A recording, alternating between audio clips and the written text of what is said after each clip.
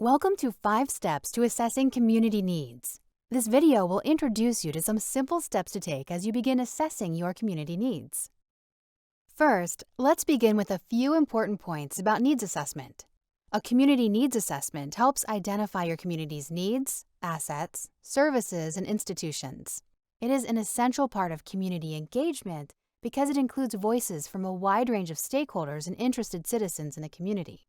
You can use information from a needs assessment to identify service gaps and determine what work needs to be done. Needs assessment also provides a great opportunity to build rapport with members of your community, explore potential partnerships, get a sense of what other organizations and stakeholders have to offer, and think about how your organization might be able to support and collaborate with them. The success of your project really depends upon alignment with your community and its needs. If you don't collect and analyze key data about your community, there's a good chance the rest of your work will miss the mark. It's important to be able to articulate the need using facts and data, then connect the need to the things that matter most in your community and the services already provided. There are countless models that can be used to guide your assessment. Some are very complex and others less so. This model is fairly simple and focuses on the key components you'll need to incorporate, which are defining the scope, gathering data, organizing key findings, identifying priorities, and communicating next steps. As an example, let's take a VISTA project that aims to increase college access for out-of-school youth, homeless youth, and incarcerated youth. Project staff believe the youth need mentoring services with a specific focus on financial literacy, navigating the college experience, increasing knowledge and development of career and academic advising, high school diploma, GED completion, and visits to college campuses. Always be careful to make sure you are not leading with solutions. In the case of our sample project, maybe staff have already made a decision around the need without having actually confirmed that there is a gap in mentoring services or that the population they are working with want a mentoring program. The needs assessment process should generate information to help your organization make decisions and set priorities. Making some good choices and going through some steps to set up your needs assessment will ensure you get what you need at the end. First, you'll want to define the scope of your assessment, or in other words, frame the problem. This is the goal of the assessment and will dictate the specific questions you need to ask and terms you need to clarify. So, with the mentoring example, the problem we are investigating is access for low-income and disengaged youth, and whether there are gaps in services already available. Next, identify the specific questions that we want to answer. If you're assessing for gaps in services, you want to create questions that will help determine what barriers to access exist for low-income youth, what the impacts are when this population lacks access, and what can be done to help. Is there a problem with access? And if so, what are the issues and barriers getting in the way of access? Be sure to take the time to define what you mean by access or other terminology that can be interpreted in multiple ways. This will help you articulate questions that provide the answers you need. Also, you'll want to find out what is already being done to address the problem. This is how we keep from duplicating efforts and competing for resources with others in our community. For example, with our mentoring program, we'll definitely want to make sure we're looking at what mentoring programs already exist and whether or not another is needed. Next, identify the community. This might be defined by geography or by specific population served. In the case of our example, the community is current and potential students who may be the first in their families to attend college. This includes disengaged, low-income young people. Next, define who the beneficiaries are. Who are the people who you think need your services, and who would use services you provide? As recipients of service, your beneficiaries can help you determine needs and see the gaps in services already provided. In the mentoring program example, the beneficiary group is disengaged, low-income youth and homeless youth who may need high school diploma GED completion services, college access support, from introduction to the college experience to career academic advising, and finally, financial literacy. Lastly, identify any other stakeholders to include. This can be anyone who has an interest or investment in or impact upon your project. For our sample project, local high schools, nonprofits working with youth, parents, and students would fall into this category. Additionally, people working in the criminal justice system, Coalitions focused on youth and healthcare and other youth-serving agencies could be included as well. Identify other organizations and civic entities that serve low-income populations as stakeholders working with youth, working in education, and working on issues of poverty. For the second step, you'll gather data. This can be done through three main lenses: federal statistics, community-level indicators, or existing local data, and thirdly, community members' personal experiences. Federal statistics comprise data usually derived from the U.S. Census Bureau about the nation's people and economy. Every 10 years, the Census Bureau conducts the population and housing census, in which every resident in the United States is counted. The federal government also collects data on issues related to transportation, justice, labor, energy, agriculture, health, education, and many more. Additionally, looking at data around risk behaviors and poverty will help provide you with additional information about your beneficiary populations. These statistics can be viewed in a variety of ways and give you the ability to look at what's happening nationally, what's happening in your state, and what's happening in your community. This serves us well because it allows us to track trends over the course of decades, as well as allowing us to compare our community to others. For our example project, there are two different federal studies completed on off-census years that provide insights into what is happening with youth in the area. These are the Youth Risk Behavior Survey and the Prevention Needs Assessment data. While these statistics are great at helping us see what problems exist, they don't help us explain why they exist or give us insight into what specific factors contribute to them in our community. So it's important to dig further, starting with community-level indicators. Community-level indicators represent the facts and figures we can pull from our community that give us additional insight into a community problem. Since working with homeless youth is a project focus of our sample project, community-level indicators could include information from local shelters about how many individuals under the age of 18 they serve.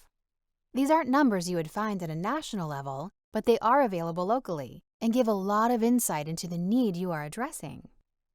Also, to get a broader picture in another area, look at low-income student enrollment and the retention numbers at local schools. You could look for how many low-income youth are already receiving support with accessing higher education through other programs or services, like SAT scores, FAFSA coaching, scholarship programs, and things of that nature. The final and maybe most important piece is to solicit information about community member experiences. This helps us put federal statistics and community indicators into context and begin to understand why a particular problem exists. Hearing directly from the people who are being impacted by the problem helps us better understand what they think they need and what they believe would help most.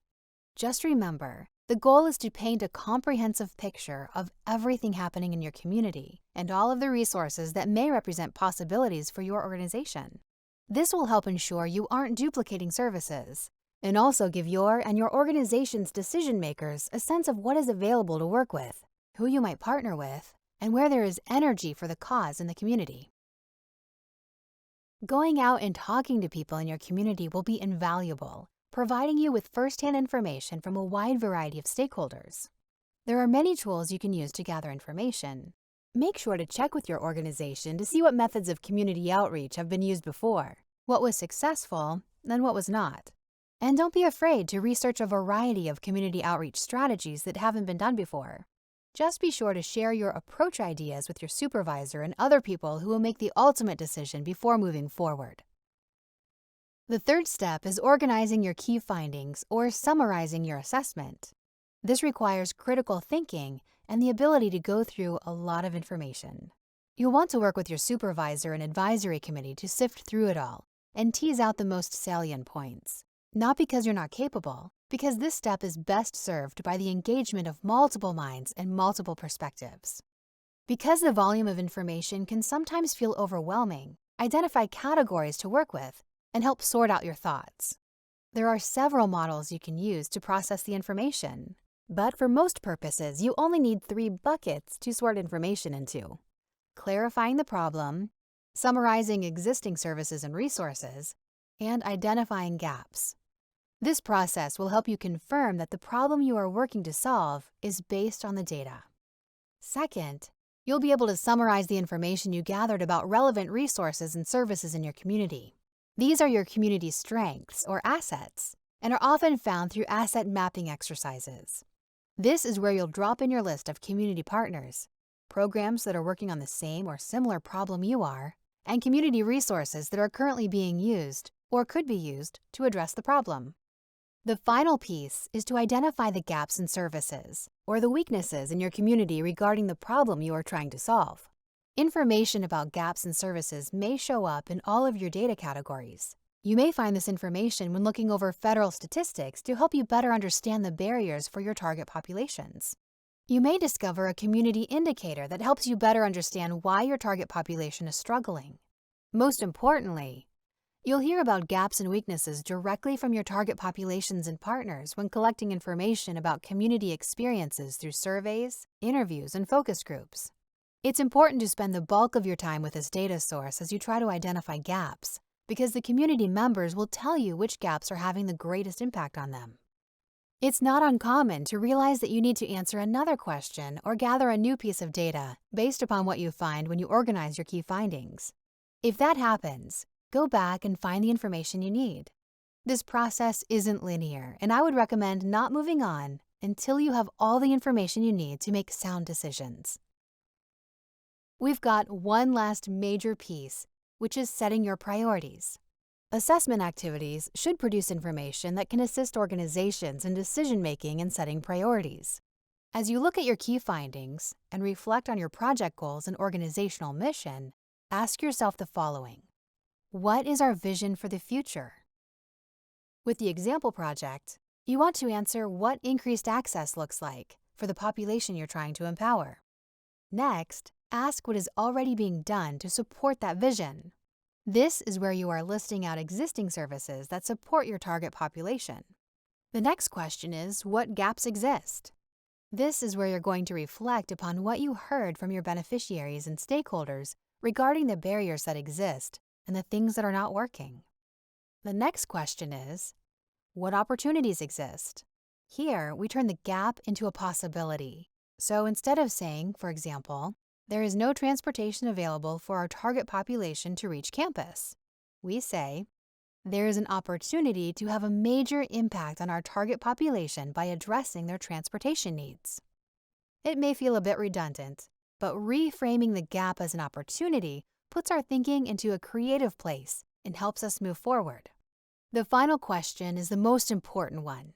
When you look at the opportunities and gaps, ask yourself, based upon our mission, resources, and skills, which of these can we address? This is an important question because as you're completing your assessment, there's a good chance you're going to come across a lot of issues, and you're going to see how those issues intersect. This can be very overwhelming and often reveals some of the deeper, darker societal problems we're up against.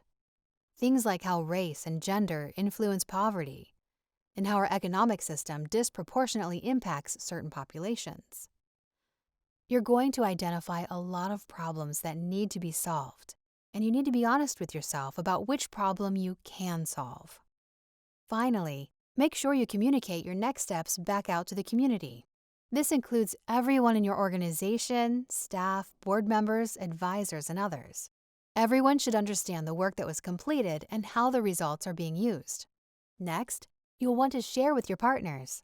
Chances are their input and support informed your assessment a great deal, and you'll want to share how you used their information to identify priorities and let them know what your next steps are.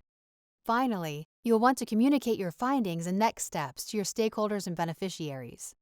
Reporting back and loop closing with our constituents is an important way to demonstrate respect and promote buy-in to our work. Communicating back is so easy and intuitive that it's often overlooked, so don't forget this crucial step. Through the exploration of these 5 steps to assessing your community, and with the support of your organization and supervisor, you can use this information to plan and implement a process to get to know your community's needs that is inclusive and builds relationships. Thank you for your VISTA service.